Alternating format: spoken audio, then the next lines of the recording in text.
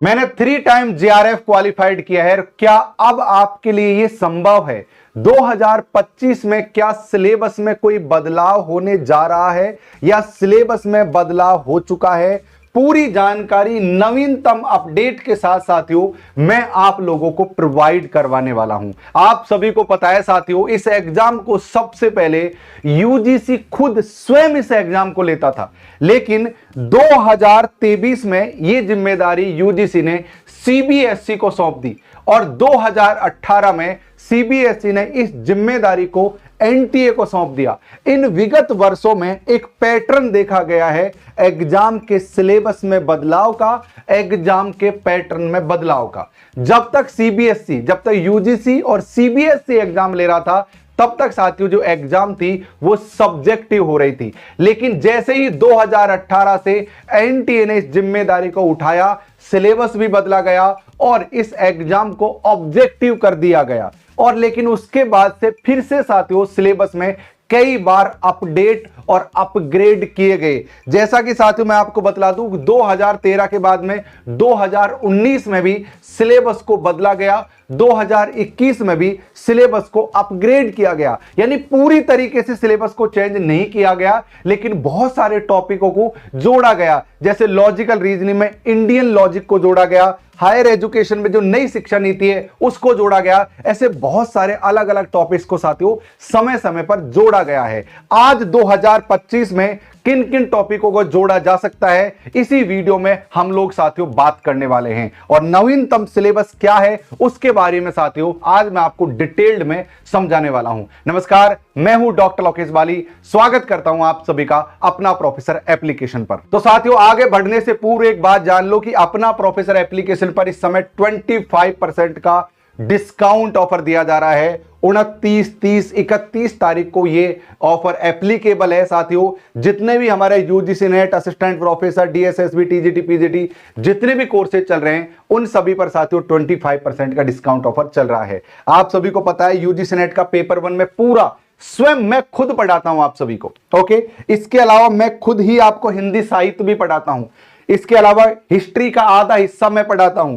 Commerce, education, economics, political science, geography, history, मनोविज्ञान, education, sociology, home science, लोक प्रशासन, economics, ऐसे तमाम सब्जेक्ट्स की तैयारी आपको अपना प्रोफेसर पर देखने को मिल जाएगी। अगर आप इस वीडियो को और भी बाद में देख रहे हो तो क्या पता हम इस और भी नए सब्जेक्टों को हमने ऐड ऑन कर दिया हो। तो ये है साथियों अपना प्रोफेसर का एप्लीकेशन, जहां पर आप जाइए और इस बैचेज को ज्वाइन कीजिए। और मैं आपको एक और खुशखबरी देना चाहूंगा, पेपर 1 की फ्री यूट्यूब क्लासेस डेली अब रात्रि 9 बजे से स्टार्ट हो गई हैं। यानी कि जो स्टूडेंट पेड क्लासेस नहीं ले सकता वो अब यूट्यूब पर रात्रि 9 बजे क्लास देखेगा। यानी कि जब भी आप इस वीडियो को देख रहे हो, चाहे 6 महीने बाद ही वीडियो को देख रहे हो, लेकिन आपको रात्रि के 9 बजे पेपर 1 की क्लास देखने को साथियों मिल जाएगी। ओके, तो ये आप एक बार ध्यान रखना जरूर से।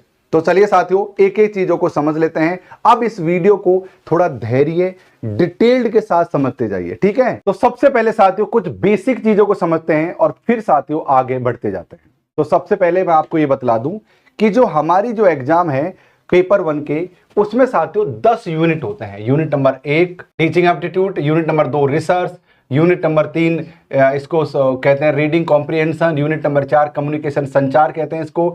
ये साथियों यूनिट नंबर 5 रीजनिंग मैथ, और unit number 6 logical reasoning DI, और साथियों इसके अलावा आईसीटी, इसके अलावा साथियों हायर एजुकेशन। ये साथियों 10 यूनिट आते हैं हमारे। ये इंग्लिश में लिख रखा है और ये आपको साथियों हमारे हिंदी में लिख रखा है।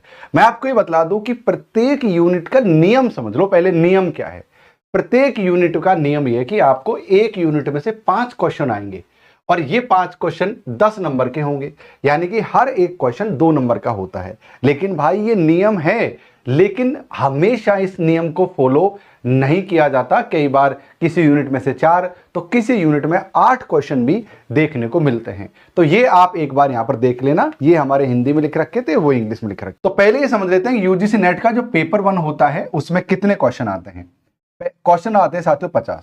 मैं आप सभी को बता दूं कि जब एग्जाम पहले सब्जेक्टिव होकर ना कर सब्जेक्टिव ना ऑब्जेक्टिव ना होकर सब्जेक्टिव हुआ करती थी, जब इस एग्जाम को स्वयं यूजीसी लेता या इस एग्जाम को सीबीएसई लेता था, उस समय साथियों 60 क्वेश्चन आते थे और 60 क्वेश्चन में से 50 क्वेश्चन करने होते थे। यानी कि उस समय अगर आपको कठिन कठिन जो क्वेश्चन है, जैसे किसी को मैथ का कठिन लगता है, किसी को रीजनिंग के कठिन लगते हैं, तो मैथ और रीजनिंग वो छोड़ सकता था, तब भी वो 50 क्वेश्चन आराम से यहां पर कंडक्ट कर सकता था। लेकिन आप सभी को पता है साथियों, लगातार ये एग्जाम कठिन होती जा रही है, तो आप भी इस एग्जाम को जल्दी से पास कर लीजिए, पीछे के लिए मत छोड़िए, नहीं तो और भी साथियों इस एग्जाम को कठिन हो जाएगी। तो अब केवल 50 क्वेश्चन आते हैं और 50 में से ही आपको 50 में से 50 करने होते हैं। ध्यान रहे, कोई नकारात्मक मार्किंग अभी तक तो नहीं है। यानी पेपर 1 टोटल जो होता है साथियों 100 अंक का होता है, और बात करें पेपर 2 की तो वहां पर 100 क्वेश्चन होते हैं, ये 200 अंक के होते हैं। लेकिन हमारा मुद्दा आज पेपर 1 है, पेपर 2 नहीं है। अब हम बात कर लेते हैं साथियों कि यहां पर क्या एलिजिबिलिटी क्राइटेरिया है, किस तरीके से योग्यता है, उस चीजों को यहां पर समझ लेते हैं। सबसे पहले हम साथियों शैक्षिक योग्यता को समझते हैं। देखो, मैं अपने मुद्दे पर आ रहा हूं, लेकिन पहले कुछ बेसिक चीजें समझ लो।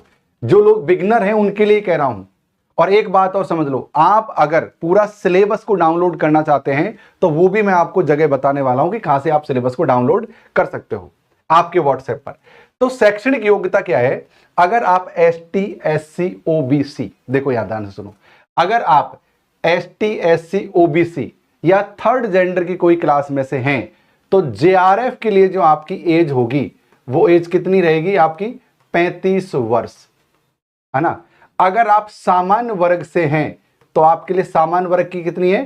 30 वर्ष, यानी मैक्सिमम। JRF की बात कर रहा हूं मैं भाई साहब, अभी JRF की बात कर रहा हूं, ठीक है।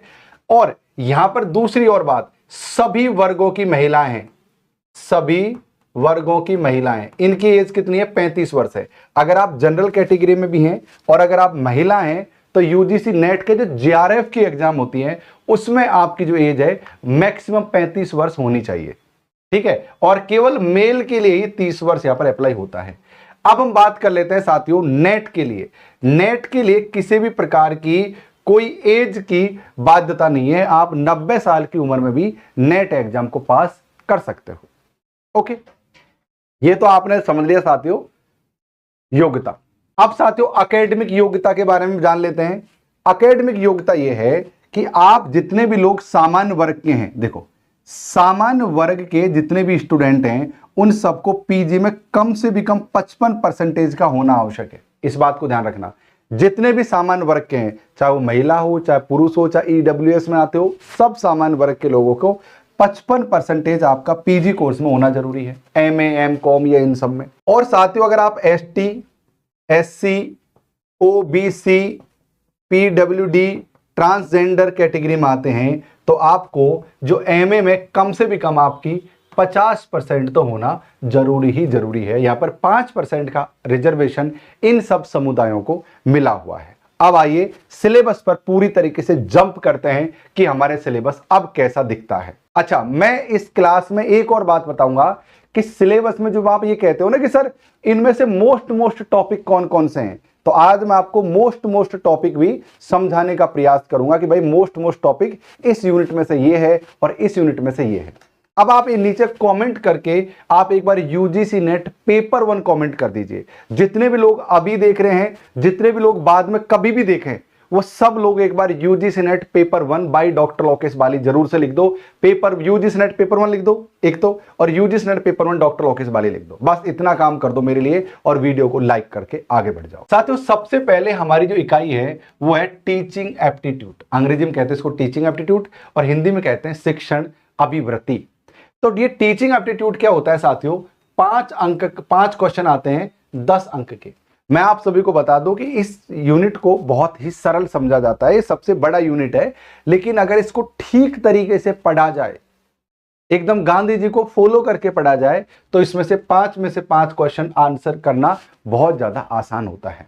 अगर हम बात करते हैं कि सबसे ज्यादा क्वेश्चन विगत 3-4 सालों में कहां से आए हैं, जो मेरा अनुभव है मैं आपको वो बतला देता हूं। सबसे पहले साथियों आजकल शिक्षक संस्थाओं से बहुत ज्यादा क्वेश्चन आते हैं, खासकर एक स्वयं प्रभा मूक्स जैसी संस्थाओं से बहुत ज्यादा क्वेश्चन साथियों वर्तमान में देखने को मिलते हैं। इसके अलावा भावनात्मक, संज्ञानात्मक और व्यक्तिगत भिन्नताओं से भी क्वेश्चनों को देखा गया है। तो यहां से इन सेक्टर से क्वेश्चन साथियों खूब ज्यादा कैटेगरी में पूछे जाते हैं। ये है साथियों हमारा इकाई नंबर 1। चाहो तो आप स्क्रीनशॉट ले लो और मैं आपको एक बात बताऊंगा कहां से आप इन वीडियोस को, अपने नोट्सों को या इस सिलेबस को अपने व्हाट्सएप पर कैसे डाउनलोड करोगे, ये मैं आपको आगे बता दूंगा। अब हम बात करते हैं साथियों, इसको बोलते हैं रिसर्च। मैं आपको बता दूं कि रिसर्च का मुझे बहुत लंबा अनुभव है। मेरे पीएचडी के दौरान जो मैंने रिसर्च किया था, सीखा है, उसका मुझे बहुत अच्छा लंबा अनुभव है और ये अनुभव मैं आपको अपना प्रोफेसर एप्लीकेशन पर रिसर्च के दौरान समझाता हूं। वैसे यूट्यूब पर 9 बजे भी क्लास होती है, इस बात का भी ध्यान रखना। यहां पर साथियों बहुत ज्यादा जो क्वेश्चन पूछे गए हैं, आजकल शोध के चरण से बहुत ज्यादा क्वेश्चन पूछे जा रहे हैं और साथियों शोध नैतिकता से भी आजकल बहुत सारे क्वेश्चन आते हैं, जैसे कॉपीराइट है, प्लेगरिज्म है, यहां से साथियों बहुत ज्यादा क्वेश्चन पूछे जाते हैं। बोध होता है, बोध में क्या है कि एक पैराग्राफ होता है, उस पैराग्राफ में से आपको क्वेश्चन करने होते हैं। ये बहुत आसान है, अगर लगातार थोड़ी सी प्रैक्टिस की जाए तो इसमें से 5 में से 5 क्वेश्चन आपके आ सकते हैं। अगली यूनिट है साथियों, इसे कम्युनिकेशन कहते हैं। कम्युनिकेशन से वाचिक, आंतरिक, सांस्कृतिक और सोशल मीडिया से संबंधित बहुत सारे क्वेश्चन यहाँ पर लगातार पूछे जा रहे हैं। इसके अलावा इकाई नंबर 5 होती है जो मैथ्स की होती है। ये साथियों 10th क्लास के लेवल की मैथ इसमें आती है और ज्यादा यूनिट नहीं है, बहुत आसान है। आप मैथ को छोड़ने की गलती मत करना। मैं आपको अपना प्रोफेसर एप्लीकेशन पर भी मैथ पढ़ाता हूं और यूट्यूब पर बैच अर्जुना देखोगे माफ करना, तो वहां पर भी मैंने आपको बहुत सारा साथियों सारी मैथ को एकदम यहां पर यूनिट बाय यूनिट पढ़ा रखा है। आप जाकर वहां पर एक बार देख लीजिएगा। इसके अलावा साथियों इसे कहते हैं लॉजिकल रीजनिंग। अगर मैं आप बात करूं कि भारतीय तर्कशास्त्र को इन्होंने 2019 में एड ऑन किया था। क्या किया था साथियों? भारतीय तर्कशास्त्र को इन्होंने 2021 में एड ऑन किया था। 2021 में इसको ऐड किया था भारतीय तर्कशास्त्र को। और भी बहुत सारी चीजों को ये अपग्रेड लगातार समय समय पर करते जा रहे हैं और इस बार भी अपग्रेड की संभावना हमें देखने को मिलेगी। इसके अलावा इकाई नंबर 9 है साथियों लोक विकास और पर्यावरण। अच्छा, एक और चीज बीच में स्किप हो गई, ये इकाई नंबर 7 है डीआई, डाटा इंटरप्रिटेशन। डीआई को सीखने के लिए आपको 3 प्रश्नावलियों को आना बहुत जरूरी है। एक तो आपको प्रतिशत निकालना आना चाहिए, एक आपको साथियों औसत निकालना आना चाहिए, एक आपको साथियों अनुपात निकालना आना चाहिए। अनुपात अगर समानुपात आता है तो आप डीआई को बहुत आसान तरीके से कर दोगे। मैथ और डीआई बहुत सरल है, सीरियसली बहुत सरल है। आप चाहो तो ऐप पर ज्वाइन कर लो, चाहो तो रात को 9 बजे यूट्यूब पर क्लास होती है उसमें देख लो, और चाहो तो बैच अर्जुना मैंने पढ़ा रखा है वहां पर जाकर आप डीआई की क्लास देख लो। मैंने मैराथन ले रखी है 8 घंटे की डीआई की, आप जाकर वो भी देख सकते हो। ओके, आप वीडियो में जाइए, पॉपुलर वीडियो की कैटेगरी में जाइए और वहां पर आपको डीआई मिल जाएगी। इसके अलावा साथियों मैंने आईसीटी, ये कंप्यूटर से संबंधित यूनिट है जो ये मैं पढ़ा ही रहा हूं लगातार, ये आप जरूर से देख लेना। कंप्यूटर से जुड़ी हुई चीजें यहां पर साथियों आती हैं। ये है साथियों लोक विकास और पर्यावरण, जिसमें आपको ये सबसे कठिन यूनिट आप इसको कह सकते हो, क्योंकि यहाँ पर पूरी तरीके से एक प्रकार से साइंस है। खासकर जो कॉमर्स और आर्ट्स के स्टूडेंट हैं उनको यहाँ पर थोड़ी थोड़ी समस्या हो सकती है, लेकिन बहुत ज्यादा डेप्थ में यहाँ पर क्वेश्चन नहीं पूछे जाते हैं। यहाँ पर जो क्वेश्चन पूछे जाते हैं वो पूछे जाते हैं जो इतने कठिन नहीं होते, जैसे प्रदूषण के क्वेश्चन हैं, मानव स्वास्थ्य पर क्या प्रभाव पड़ता है, या फिर इनके अधिनियमों से संबंधित क्वेश्चन आते हैं। तो इतना ज्यादा कोई साइंस में डेप्थ यहाँ जाने की जरूरत नहीं है। इसके अलावा हायर एजुकेशन है। हायर एजुकेशन में ये लोग 2020 में जो शिक्षा नीति आई थी वहां से खूब दबा दबा कर क्वेश्चन देते हैं और 2021 में इन्होंने नई शिक्षा नीति को इसके अंदर इंसर्ट कर दिया। मैं कह रहा हूं कि समय समय पर जो बदलाव होते हैं, हायर एजुकेशन में भी बदलाव किया गया और 2020 की जो शिक्षा नीति है वहां से लगातार ये क्वेश्चन यहां पर आने लग गए। तो इसी प्रकार से 2025 में क्या पता सिलेबस में कुछ बदलाव हो जाए। इससे बेहतर है कि आप इस एग्जाम को इस साल, माफ करना 2025 में 2026 में, तो इस साल इस एग्जाम को जरूर से पास कर लो। ज्यादा समय नहीं है आपके पास में। धीरे धीरे, जब मैंने एग्जाम पास करी थी इतनी कठिन नहीं थी। जब आप एग्जाम पास कर रहे हो तो एग्जाम कठिन है, लेकिन जब और भी पीछे वाले जो लोग होंगे उनको एग्जाम और भी कठिन प्रतीत होगी, तो साथियों जाइए और जल्दी से इस एग्जाम को पास कर लो। ज्यादा समय नहीं है, अपना प्रोफेसर एप्लीकेशन को आप ज्वाइन कर लो। यहां पर साथियों आप सभी के लिए ऑफर भी चल रहा है। तो ये ऑफर है साथियों, इसमें 25% का डिस्काउंट दिया जा रहा है। फीस को भी आधी आधी करके दे सकते हो, एक बार फीस देने की जरूरत नहीं है, 2 बार में दे दो, 3 बार में दे दो फीस को, कोई दिक्कत वाली बात नहीं है। आप चाहे फीस को आधी आधी 3 बार में दे दो, कोई दिक्कत वाली बात नहीं है। ये सारे सब्जेक्ट है जिनको हम अपना प्रोफेसर एप्लीकेशन पर पढ़ाते हैं और ये ऑफर साथियों आप लोगों के लिए चल रहा है। अब यूट्यूब के लिए सूचना यह है कि यूट्यूब पर 9 बजे से पेपर 1 की क्लास डेली चल रही है, आप जाइए और उन क्लास का आनंद लीजिए। इस सेशन में जुड़ने के लिए, यूं ही प्यार बनाए रखने के लिए आप सभी का खूब धन्यवाद। तब तक स्वस्थ रहिए, मस्त रहिए, जय हिंद, जय भारत कहते रहिए। Thank you, love you all, thank you, thank you.